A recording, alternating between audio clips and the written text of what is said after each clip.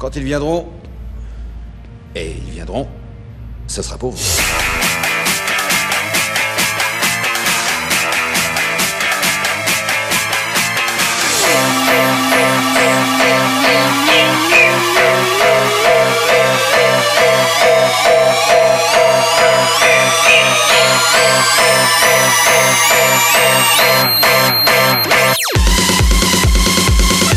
Mais c'est une armée. Nous, on a un Hulk.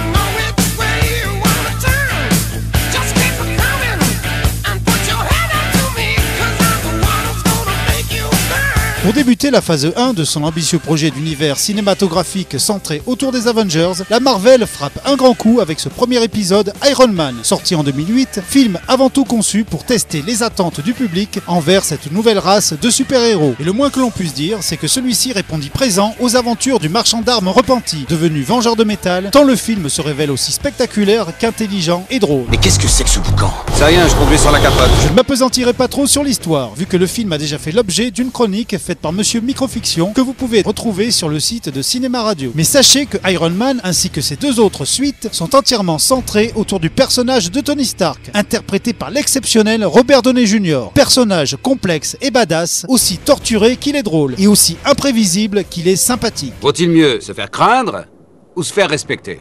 L'idéal serait de faire l'un comme l'autre. Celui-ci est un marchand d'armes milliardaire ayant hérité de la fortune ainsi que de l'entreprise de son père, Stark Industries. Mais c'est avant tout un playboy, fils à papa, très imbu de lui-même et se consacrant beaucoup plus aux filles et à l'alcool qu'aux affaires. Je suis vraiment loin d'avoir l'étoffe d'un héros.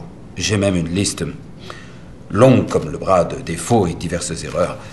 La plupart publiques. Mais sa vie change du tout au tout quand il est blessé et capturé par le groupe terroriste des 10 Anneaux en Afghanistan. Heureusement, il est soigné par un camarade de captivité, réussissant à lui greffer un électroaimant dans la poitrine, afin d'empêcher les éclats d'obus d'atteindre le cœur. Il veut que vous fabriquiez un missile. Le missile Jericho que vous avez présenté. Les deux prisonniers ont l'idée de fabriquer une armure robot permettant à Stark de s'échapper et de mettre les terroristes au tapis. Rentré chez lui et transfiguré par son expérience traumatisante, le milliardaire a l'idée de mettre à profit l'invention de l'armure intelligente et invente donc Iron Man, nouveau super-héros capable de régler des conflits où l'armée américaine se révèle impuissante. Iron Man, ça sonne bien, c'est assez vendeur, même si c'est techniquement inapproprié. Il est fait d'un alliage de titane et d'or. Mais c'est assez évocateur, l'image est intéressante. Mais sa décision de stopper la vente d'armes de Stark Industries met fortement en rogne Obadiah Stane, le directeur de l'entreprise incarné par le grand Jeff Bridges, qui met tout en œuvre pour que Stark soit débarqué de la société. D'ailleurs, notre héros finira par apprendre que Stane était de mèche avec les terroristes dans son kidnapping. Avec 12 engins de ce genre, on peut conquérir toute l'Asie. Mais ses envies de vengeance se compliquent quand son ennemi utilise également une armure redoutable conçue avec des plans copiés sur ceux d'Iron Man. Et enfin surpassé, Tony! Ton père aurait été très fier de toi.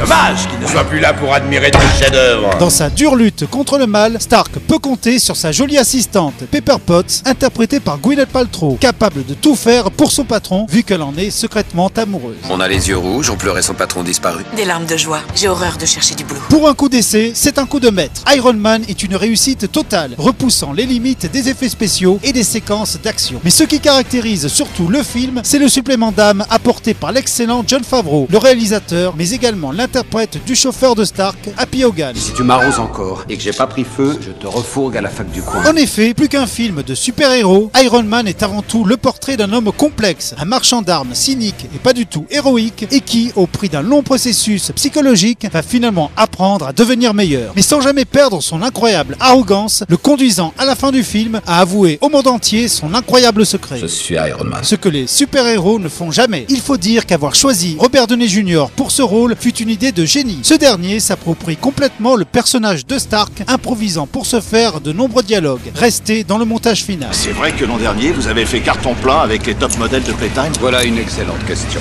Oui et non. Mars et moi avions un problème de planning, mais je me suis rattrapé avec les jumelles de Noël. Racontant une histoire complète et indépendante, ce film apporte cependant quelques éléments et personnages qui seront utilisés par la suite dans l'univers Marvel, à savoir le SHIELD, l'agence en charge des super-héros et des phénomènes inexpliqués, personnifiés par Phil Coulson, joué par Clark Gregg, personnage récurrent de l'univers des Avengers. Ce n'est pas mon premier rodéo, monsieur Stark. Tenez-vous-en à la version officielle et tout ça sera bientôt derrière vous. Ce qui est également le cas de Nick Fury, grand chef du SHIELD, interprété par Samuel L. Jackson, qui fait une petite apparition dans la séquence post-générique annonçant à Stark le futur projet Avengers, un procédé appelé à devenir récurrent dans la saga. I am Iron Man.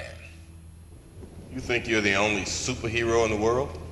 Mr. Stark, you become part of a bigger universe. You just don't know it yet. Who the hell are you? Nick Fury, director of S.H.I.E.L.D.